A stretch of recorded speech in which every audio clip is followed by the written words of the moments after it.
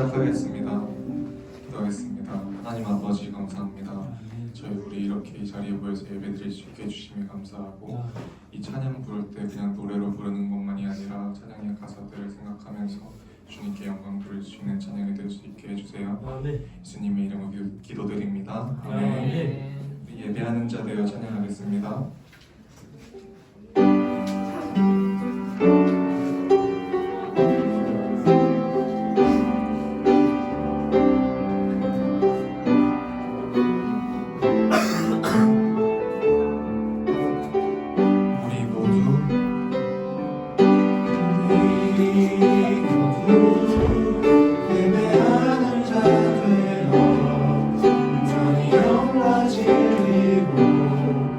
주여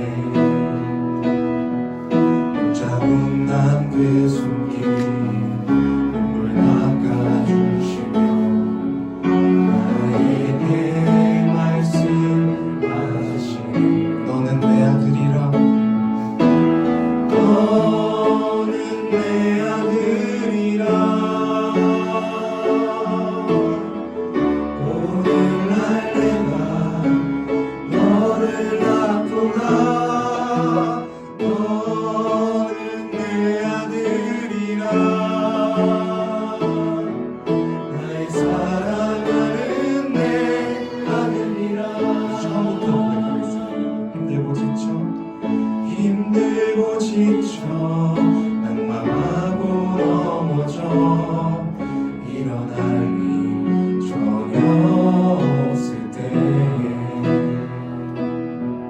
조용히 다가와 손 잡아주시며 나에게 말씀하시네. 나에게 실망하며 내 자신 연약해 어둠 속에 눈물 흘릴 때 자국난 그 손길 몸을 닦아주시며 나에게 말씀하시네. 너는 내 아들이라 너는 내 아들이라 오늘날 내가 너를 낳도다. 너는 내 아들이라 나의 사랑하는 내 아들이라 언제나 변함없이 너는 내 아들이라 나의 십자가 고통 내 산의 그 고통으로 났으니 너는 내 아들이라 너는 내 아들이라 오늘날 내가 너를 낳도다. 너는 내 아들이라 나의 사랑하는 내 아들이라.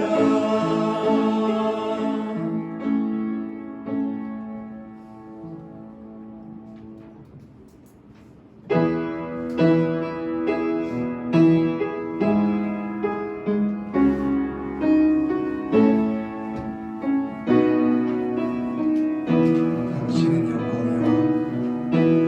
당신은 영광이야. 당신은 평강의 왕. 당신은 하늘과 땅의 주. 당신은 하늘과 땅의 주. 당신은 정의의 아들. 천사가 무릎 꿇고 천사가 무릎 꿇고 예배하고 찬송하는 영원한 생명 말씀. 당신은 예수 그리스도 주. 호산나 다윗의 호산나 다윗의 자손께 호산나 불러왕 중의 왕 높은 하늘에 영광을 예수 주 메시아. 호산나 다윗의 호산나 다윗의 자손께 호산나 불러왕 중의 왕 높은 하늘에 영광을 예수 주 메시아. 예수 주 메시아. 예수 주 메시아. 예수 주 메시아네. 예수 주 메시아네.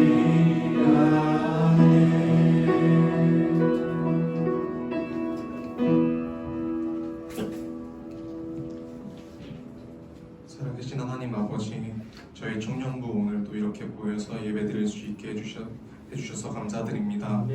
한 주간 저희와 동행하여 주시고 지켜주심에 감사드립니다. 그리고 한 주간 삶을 살아가면서 세상에서 받은 상처와 아픔들이 있는 청년들이 있다면 주님께서 마음 지켜주시고 치유하여 주세요. 또한 저희 알게 모르게 지은 크고 작은 죄들이 있습니다. 모두 주님께 이 시간에 내려놓게 하여 주시고 용서하여 주세요. 그리고 이 시간에 말씀 전해주시는 목사님 말씀 듣고서 저희가 모든 상황에서 말씀 들을 때뿐만이 아니라 삶에서 적용하여서 주님을 잊지 않고 살아갈 수 있게 도와주세요. 예수님의 이름으로 기도드립니다.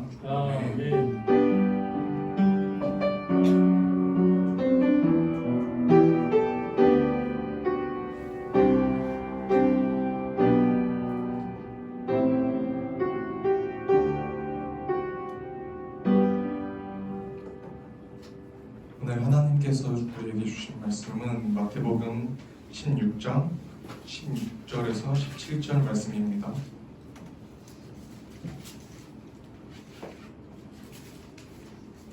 다 찾으셨나요? 네, 다 찾으셨으면 다 같이 합독하시겠습니다. 시몬 베드로가 대답하여 이르되 주는 그리스도시요 살아계신 하나님의 아들이시니이다. 예수께서 대답하여 이르시되 아요나 시몬아 내가 복이 있도다. 이를 내게 알게 한 이는 혈육이 아니요 하늘에 계신 내 아버지이시니라. 아멘. 이 시간 김재길 목사님 나오셔서 살아계신 하나님이라는 제목으로 말씀 전해주시겠습니다.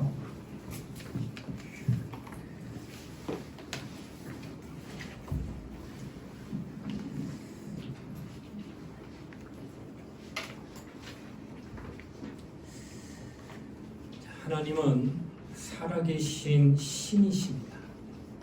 우리가 살아계신 하나님, 또 그분을 믿는 사람들입니다. 하나님을 믿는 것은 어떤 관념적인 것이 아닙니다. 우리는 사실적인 것을 이 시간 믿고 있습니다. 그러므로 하나님을 믿되 사실적으로 믿어야 합니다. 그를 참으로 가까이 함으로 그를 의지해야 하고 또 그에게서 나오는 그것으로 살아야 하고 또한 그에게서 나오는 생명을 우리가 얻어야 한다라고 하는 것입니다.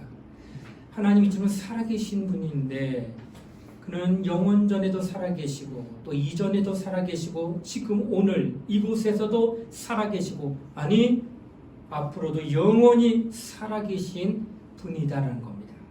우리가 믿는 믿음은 살아계신 그분을 믿는 것입니다. 어린이가 자라면서 말을 배우고 철이 드는 것처럼 우리가 신앙생활하며 오늘 믿고 또 그 이전에 믿었다 할지라도 그 이전과 오늘은 달라야 되는 거예요. 아이도 태어나서 이쁠 때는 100일 되고 돌 때가 가장 이쁘지만 10년이 지나도 그 모습 그대로면 이쁜 게 아닙니다. 그건 징그러운 거지. 이쁜 것은 바로 그때에 맞춰 성장하며 거기에 맞는 인격과 인품을 가질 때 사람으로서의 가치를 느끼게 될 때 비로소 아름답게 보이는 것처럼 우리도 예수 믿고 난 뒤에는 어제보다 오늘이 더 확실한 믿음으로 나아가야 된다고 하는 것입니다. 그런데 믿음의 정도가 비슷하거나 아니 자라나는 것을 결코 보지 못한다면 과연 하나님도 부모인 내가 내 자식을 바라볼 때 그 안타까운 심정과 똑같이 너는 어찌하여 10년을 예수 믿어도 이렇게 자라지 않냐는가. 히브리서 5장 12절로 14절에는 이렇게 증거합니다. 때가 오래므로 너희가 마땅히 선생이 될 터인데 젖이나 먹고 단단한 식물을 먹지 못하는 자가 되었으니 대저 젖을 먹는 자마다 어린아이니 의의 말씀을 결코 경험하지 못한 자요 단단한 식물을 먹는 자는 장성한 자의 것이니 저희가 지각을 사용함으로 연단을 받아 선악을 분별하는 자들이라고 말씀하셨습니다. 자라지 않는 거 굉장한 지책으로 말씀하신 것입니다. 우리는 하나님을 확실히 알고 믿어야 됩니다. 우리의 신앙은 확실하게 자라나야 된다고 하는 것입니다. 우리의 예배는 살아계신 하나님께 하는 것이고 우리의 기도도 살아계신 하나님께, 우리의 찬송도 살아계신 하나님께 하고 있다는 사실을 이야기하는 겁니다. 오늘날 많은 사람이 기도하고 찬송하고 예배합니다. 근데 안타까운 것은 마치 이방 신에게 하듯 한다는 겁니다. 이게 무슨 말입니까? 나는 예배하고 나는 찬양하고 나는 기도하는데 왜 어찌하여서 내가 이방 신에게 하듯 합니까? 라고 질문할 수 있지만 어떤 모습이 그러냐는 거예요. 이방 신에게 하는 것을 달리 말하면 강신술한다는 겁니다. 뭐예요? 신을 끌어다가 내리는 거예요. 어떻게 내리느냐? 기도를 많이 하면 하나님이 내게 임하시고 은혜가 내릴 거라. 노래를 많이 하고 찬양을 많이 하게 되면 하나님이 감동하셔서 내게로 나타나실 거다. 이게 바로 강신술입니다. 내가 이렇게 열심내니, 내가 이렇게 뜨겁게 기도하니 하나님을 나에게로 끌어당기는 이 모습이 바로 강신술이라는 거예요. 그래서 때로는 안타까운 것은 부흥회할 때 찬송하는 인도자가 우리 은혜 받기 위하여 찬송 많이 합시다. 얼핏 들으면 맞는 것 같아. 찬송 많이 하면 은혜 많이 받을 것 같아. 그러나 자세히 들여다보면 굉장히 위험한 말이라는 거예요. 찬송을 많이 해야지, 기도를 많이 해야지 하나님이 내게 은혜 주시고 하나님이 내게 응답 주신다고 하는 것은 강신술과 똑같다고 하는 겁니다. 이는 어느 때에 마찬가지냐? 음성이 좀 끌까요? 네. 모세가 시내산에 올라갑니다. 그리고 거기서 40절을 하나님 만나면서 십계명을 받아 내려오는 그 찰나에 밑에 시내산 아래에서 꽹과리를 치고 춤을 추고 난리법석하는 소리가 들립니다. 하나님이 보셨습니다. 모세야 보아라. 이스라엘 백성이 지금 뭐하고 있는지 아느냐? 송아지 우상 만들어서 그 앞에서 신인들을 드리도록 뛰놀며 노래 부르고 있지 않더냐? 어서 내려가라 하고 내려보낸 거예요. 송아지 우상을 만들어놓고 신인들로 춤을 추고 있는 이것은 바로 백성들이 하나님을 무시하고 우상이 내려오도록 강신술 쓰는 것과 똑같다는 건데, 그 모습이 오늘날 우리가 기도 많이 해야지만 하나님이 우리와 함께 하시고, 우리가 찬양을 많이 했지만 하나님이 우리와 함께 하신다고 하는 그런 것과 똑같다라고 하는 것입니다. 굉장히 위험스러운 거란 겁니다. 여러분, 하나님은 살아계신 분으로 그는 하늘에도 계시고 지금 여기에도 계시고 내 안에도, 곧 믿는 자 안에도 그가 계시기에 성경은 말하기를 천국이 너희 안에 있느니라 라고 말씀하셨습니다. 그러므로 우리 안에 그분이 지금 살아 계신다고 하는 겁니다.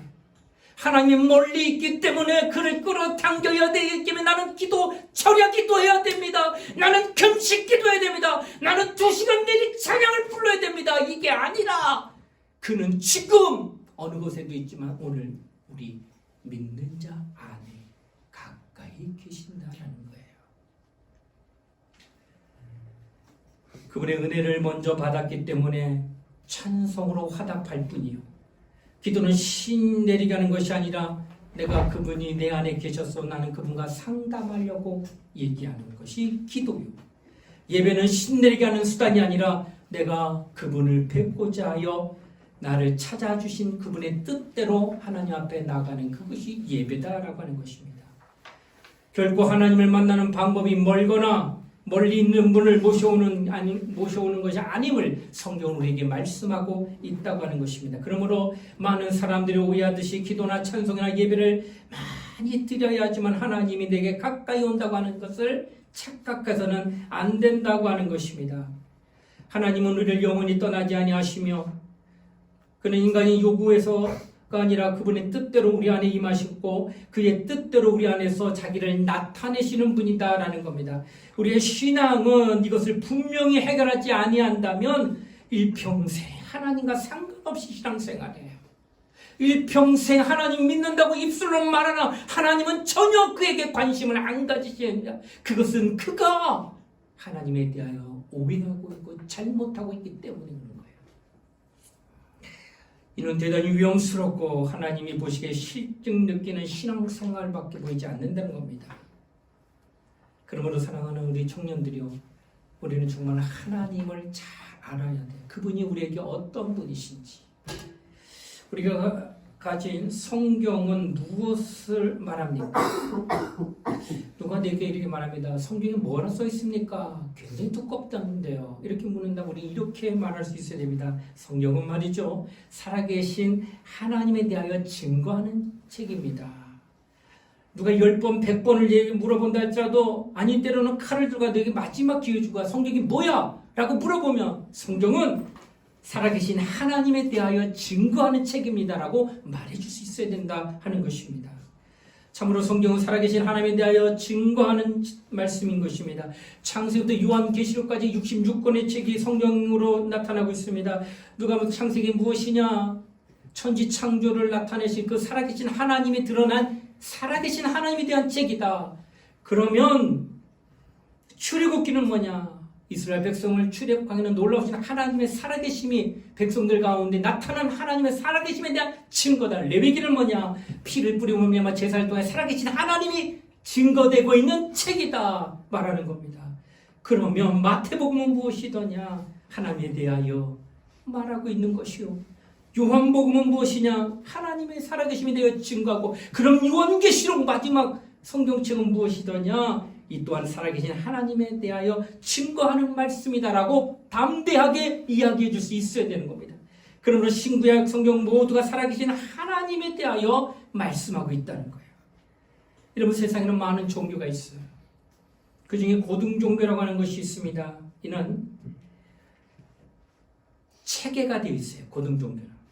그래서 중동 쪽으로 가게 되면 이슬람이 고등종교고, 동남아시아로 가게 되면은 불교가 고등종교고, 인도로 가면 힌두교가 고등종교입니다. 이들 종교들은 그 종교를 유지하기 위해서는 그들이 갖고 있는 책이 하나 있는데 그 책의 이름을 경전이라고 말합니다. 여러분, 이 성경책이요, 다 읽어봤습니까? 한 번이라도? 한 번이라도 다 읽어봤어요? 예, 7만 단어예요.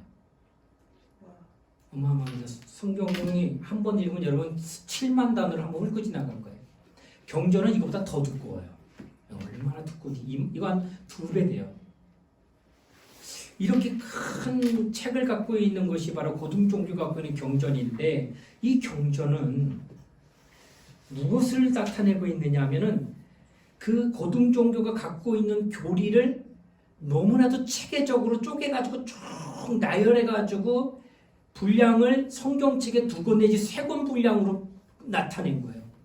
그래서 교리를 너무나도 체계적으로 놨기 때문에 첫 장부터 끝장까지 다 읽어놓으면 그 교리를 도통하게 됩니다. 그런데 여러분, 불교를 믿는 자가 불교 경전을 누가 정말 읽었을까? 소수만 읽고 도통한 거예요. 이슬람교의 경전이 얼마나 토라가 긴데 그거 누가 읽고 그렇게 하느냐? 소수만 읽고 도통하고 나머지는 아예 한 장도 읽지 않은 자도 있다고 하는 거예요. 얼마나 두꺼운지 이거 다 읽을 수가 없는. 그런데 읽게 되면 첫 장부터 끝장까지 다 읽어야지만, 아하, 우리가 믿는 도가 이거구나 하고 깨닫는다는, 이게 경전이에요. 교리를 체계화했던 거. 그래서 경전을 온전히 읽은 사람을 도통한 사람이라고 표현합니다. 근데 만약에 이따가 중간에 끊어서 못 읽게 된다면은 그 사람은 내가 믿는 도가 뭔지를 깨닫지 못한다는 거예요. 왜냐하면 경전은 처음부터 끝까지 교리를 이뤄놔요. 그것도 체계화로 아주 분해해서 너무나도 자세하게 나타낸 거예요. 그러니 끝까지 읽지 않으면 네가 믿는 신앙과 네가 믿는 신이 누구냐 얘기 못한다고 하는 거예요. 그런데 대부분이 읽지를 않아요. 이방인, 그 고등종교를 갖고 있는 자들이. 허다하게 많은 사람들이 뜻도 교리도 모르고 그들이 믿는 신을 지금 쫓고 있다는 겁니다. 자, 그렇다면 기독교의 성경은 뭐가 다를까? 네, 다른 게 있어요. 경전과 전혀 다른 성격을 띠는데, 그것은 성경은 교리책으로서 체계적으로 내려온 게 아니라 처음부터 끝까지 아까 얘기했죠. 창세기 뭐야? 살아계신 하나님에 대한 증거. 출애굽기 뭐야? 살아계신 하나님에 대한 증거. 레위기 뭐야? 살아계신 하나님에 대한 증거. 요한계시록 뭐야? 살아계신 하나님에 대한 기록이다. 살아계신 하나님과 성경 곳곳에 나타나고 있는 것이 뭐냐면 살아계신 하나님에 대한 증거인데, 성경에는 한 사람에 대하여, 교주에 대하여 체계적인 그 이론을 막 해서 만들어서 성경책에 2배, 3배로 만든 교리를 체계적으로 만든 그런 경전과 달리, 성경은 살아계신 하나님이 한두 사람 만나서 기록해서 이렇게 방대한 얘기 아니라 한 줄, 2줄 가운데는 하나님 만난 사람이 기록되어 있습니다. 그 대표적으로 뭐가 있을까요? 한 사람이 하나님 만난 사건을 위하여 하나님 만났다고 하는 고백이 나와 있고요. 2사람이 만나가 있고, 때로는 10사람이 만나. 오늘 목사님 설교 가운데 10명의 문둥병자, 10명이 만난 거예요. 살아계신 하나님. 뿐만 아니라 100사람이 만나고 때로는 10,000명, 아니 수백만 명, 출애굽 당시에 200만 명이 끌고 나왔어요. 그들이 홍해 바다를 건너면서 살아계신 하나님이 이 일을 행했다고 만났다고 하는 거예요. 자, 그렇다면 성경에는 오직 뭐만 기록되어 있느냐? 그 말씀은 살아계신 하나님을 만난 사람들이 적게는 2줄, 많게는 수십 줄, 1장, 2장으로 나눠주지, 그 많은 사람들이 만난 하나님에 대한 책을 낱낱이 기록하고 있다라고 하는 거예요. 그 가운데는 누가 있느냐? 문둥이가 있고 소경이 있고, 때로는 창녀가 나옵니다. 강도가 몇 줄 나오게 되고, 그 가운데 선지자도 몇 줄로 나오게 되고, 토막토막 다 잘려 있어요. 수만 가지의 그 만난, 하나님 만난 이야기가 계속 연결해서 합본이 돼가지고 편집돼 나온 게 성경이에요. 그래서 성경 경전하다는 게 뭐야? 이거 쭉 찢어가지고 그것만 내가 딱 갖고 있어서 보게 되면 살아계신 하나님만 보게 되는 거예요. 왜? 살아계신 하나님 만난 사람이 보이기 때문에. 경전은 어때요? 첫 장부터 끝장까지 다 못 읽으면 몰라. 이게 경전과 성경의 차이입니다. 여러분, 내가 성경을 읽으면 읽을수록 어느 부분만 봐도 살아계신 하나님을 만난 사람들의 그 간증문이 나타나기 때문에 살아계신 하나님의 책이라고 이야기할 수밖에 없다라고 하는 것을 성경은 지금 말씀하고 있다고 하는 것입니다. 그러므로 저는 여러분과 말씀드린 성경은 바로 살아계신 하나님의 책이다라고 하는 것입니다. 그런데 2-3 사람이, 어떠한 사람이 이래요. 야, 그거 바로 사실이래. 에이, 설마 그게 사실이겠어? 아이, 나는 못 믿겠어 하고 있는데, 그 옆에 있는 사람이 아니야, 맞아, 나도 봤어 하고 2명이 그거에 대하여 사실이라고 말을 하면, 진짜야? 그게 맞는 거야? 2 사람이 말했다고 그냥 한 사람 얘기할 때 틀리게, 아 그래? 아, 나 몰랐네. 진짜구나 하고 믿어버려요. 그 말한 걸. 하물며 성경에는 7만 단어로 수백 명, 수천 명, 수만 명, 수백만 명이 하나님 만난 이야기로 가득 차 있는데, 성경 읽으면서도 믿어지지 아니한다고 한다면 도무지 가망 없다는 거예요. 성경을 보면서도 하나님이 살아계심을 보지 못한다면 그건 어쩔 수 없다는 거야. 성경을 읽어도 믿음이 안 생긴다면 그건 굉장한 불행한 사람이에요. 죄송하지만 그 심령은 저주받은 심령이라고 할 수밖에 없다는 겁니다. 성경은 살아계신 하나님을 증거하여 믿음을 주기 때문에 경전과 참 다르다는 것, 이 사실을 우리가 인정하고 말씀을 가까이 한다고 하는 것입니다. 여러분, 성경은 구약성경과 신약성경으로 되어져 있습니다. 구약성경은 율법 시대의 성경입니다. 구약성경은 뭘 말할까? 살아계신 하나님에 대해 얘기합니다. 그래서 그 살아계신 하나님을 섬기는 도가 율법인데, 그 율법을 잘 준행하니까 하나님의 축복, 살아계신 하나님이 하나님을 섬기는 그들에게 살아계신 하나님의 역사로 나타나는 게 축복이에요. 그래서 이스라엘 사람들은 율법을 100% 지킴으로 하나님의 복을 받습니다. 오늘날에도 전라 남북도 땅밖에 안 되는 이스라엘 땅이 그 주변에 수백 배, 수천 배 큰 나라로부터 우겨쌈을 당하고 있어도 절대로 그 나라가 무너지지 아니하는 까닭은 디아스포라로 전 세계에 흩어져 있는 유대인들이 가지고 있는 자본과 그들의 권위와 그들의 그 능력이 이 조그만 전라 남북도만한 땅을 지킬 만한 능력과 축복을 받은 자들이기 때문에 건드리지 못한다는 거예요. 이건 바로 하나님의 축복입니다. 살아계신 하나님이 율법을 지키는 자들에게 복을 주심을 그들이 살아계신 하나님을 믿고 따르고 있기 때문에 나타나는 축복이라는 겁니다. 자, 그래도 신약 성경은 뭘까? 살아계신 하나님과 더불어서 그가 보내신 자 예수 그리스도를 증거하는 책이 바로 신약 성경이라고 하는 거예요. 그러니까 신약 성경은 구약 성경과는 다른 것은 바로 구약 성경은 오직 살아계신 하나님만을 나타내고 신약 성경은 살아계신 하나님과 그가 보내신 예수를 말하고 있다고 하는 것입니다. 그러므로 구약 성경보다 신약 성경이 더 권위가 있다는 것은 살아계신 하나님을 증거하는 책이건 같지만 거기에 하나 더 그가 보내신 예수 그리스도를 증거하고 있고 그로 말미암아 구원이라고 하는 것이 그에게 주어지고 있기 때문에 신약 성경이 더 구약 성경보다 가치가 있다라고 말할 수 있다고 하는 것입니다. 여러분, 예수께서 베드로에게 말합니다. 시몬아, 오늘 본문입니다. 너는 나를 누구를 아느냐? 이렇게 물었어요. 그러자 주는 그리스도의 살아계신 하나님의 아들이십니다. 그때 바요나 시몬아, 내가 복이 있도다. 이를 내게 알게 하는 혈육이 아니라 하늘에 계신 하나님 아버지시니라. 바로 이와 같이 살아계신 하나님, 또 그가 보내신 예수 그리스도를 믿는 믿음을 가진 그가 바로 누구냐? 바로 신약에 나타나는 바로 성도요 그리스도인이라고 말하고 있다고 하는 것입니다. 이스라엘과 그리스도인의 다른 점은 바로 여기에 나타나는 겁니다. 살아계신 하나님, 그리고 살아계신 하나님이 보내신 예수 그리스도까지 믿는 믿음을 갖는 것을 바로 우리가 신약의 탁월한 믿음, 그러니까 구약에는 살아계신 하나님을 말하면 율법을 지켜서 복을 받으려면 이 땅에서 육체로는 참 자유예요. 그러나 구원은 없습니다. 예수로 말미암아 구원이 주어지기 때문에. 그래서 신약 성경에 와서 살아계신 하나님을 믿는 믿음으로 율법을 받았던 그들과 똑같이 복을 받지만 더불어서 그가 보내신 예수 그리스도를 믿음으로 말미암아 여기에 또 뭐가 플러스되냐? 구원이 허락되어져 있다라고 하는 겁니다. 그러면 신약의 교인들이 구약의 교인들보다 훨씬 더 축복받은 자임에 틀림이 없다고 하는 거예요. 여러분, 나는 신약 교인입니다.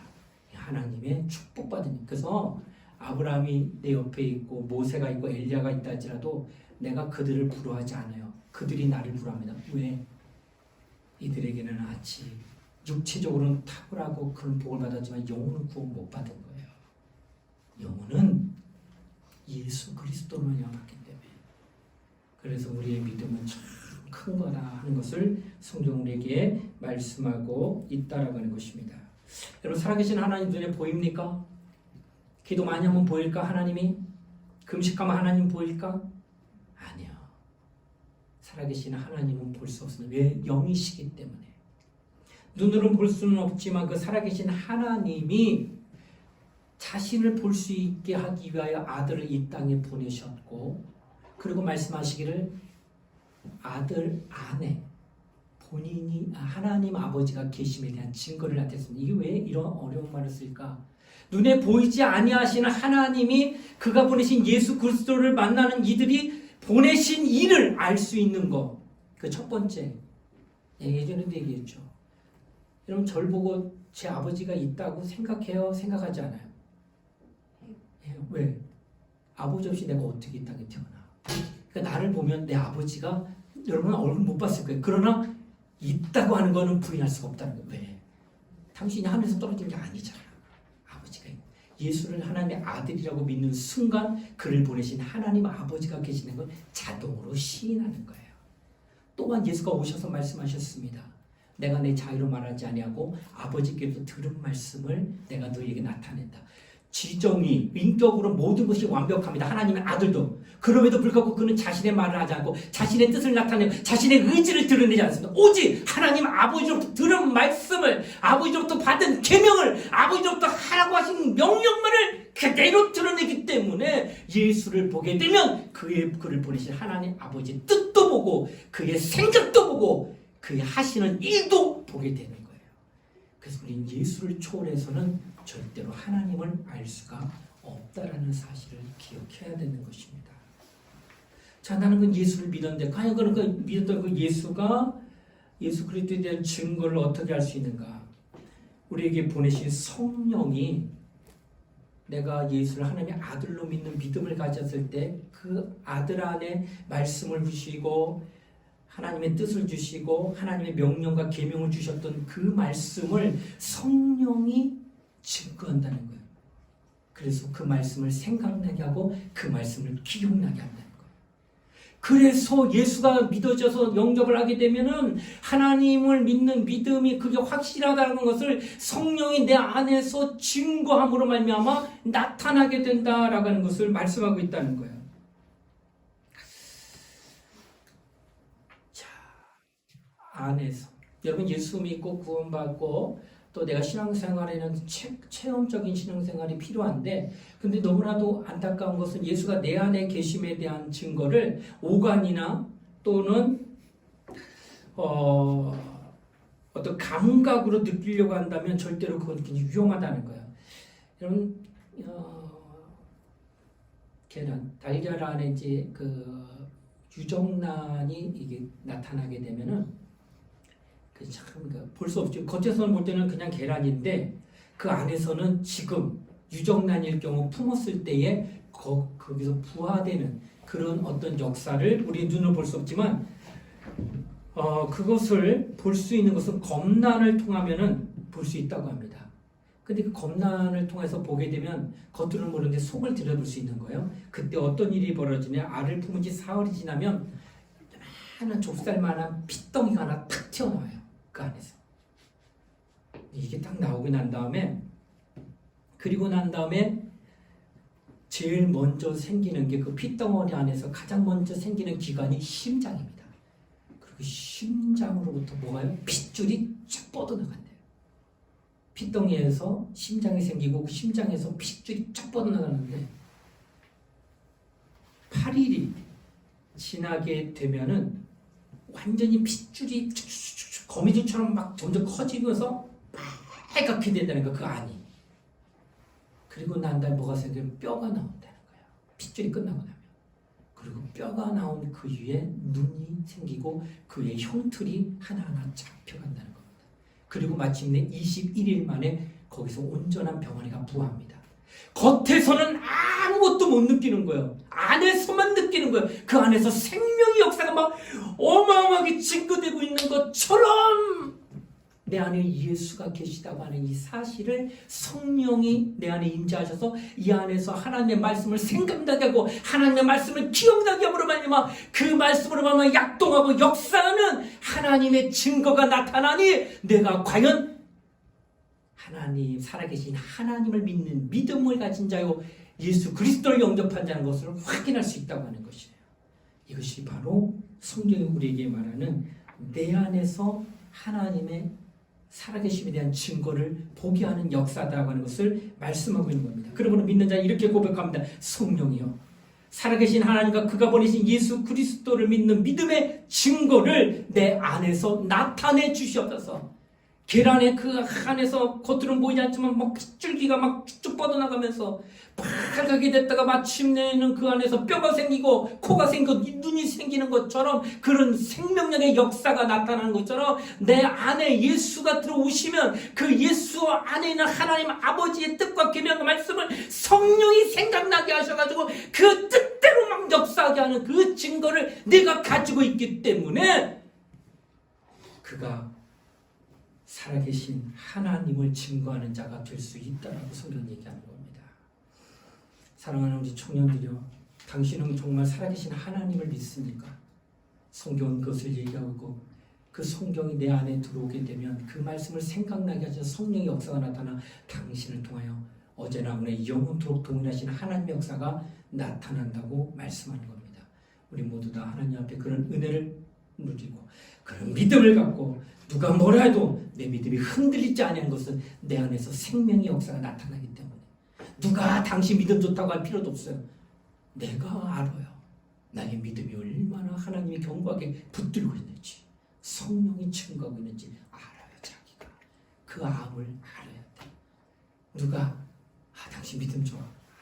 상관없어요. 남이 믿음 좋은다고 믿음 좋아. 내가 하나님으로 말미암아 증거받는 믿음이 있어야지 성령으로. 그게 진정한 믿음이죠. 우리 모두 다 하나님의 그런 믿음을 갖는 저와 여러분 되시기를 주의 이름으로 부탁을 드리겠습니다. 잠깐 기도하겠습니다. 하나님 아버지 감사드립니다. 오늘도 주님이 우리를 사랑하셔서 주의 은혜 가운데 붙들어주고 인도하여 주심을 감사드립니다. 살아계신 하나님을 믿고 의지하는 우리 모두가 되도록 축복하여 주시옵소서. 감사를 드리며 예수님 이름 받들어 기도드리옵나이다. 아멘.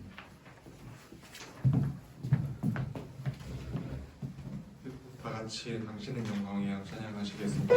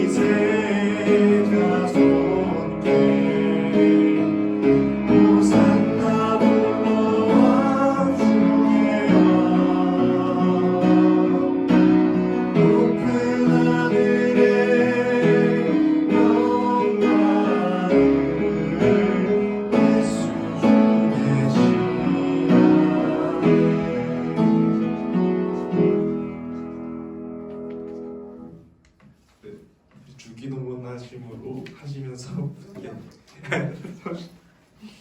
저희 다 같이 주기도문 하시겠습니다. 함께 계신 우리 아버지의 뜻을 하옵게 하시며 아버지의 뜻을 하늘에서와 같이 땅에서도 이루어지게 하소서. 오늘 우리에게 일용할 음식을 주시고 우리가 우리에게 잘못한 사람을 용서하여 준 것 같이 우리 죄를 용서하여 주시고 우리를 시험에 빠지지 않게 하시고 악에서 구하소서. 나라와 권능과 영광이 영원히 아버지의 것입니다. 아멘.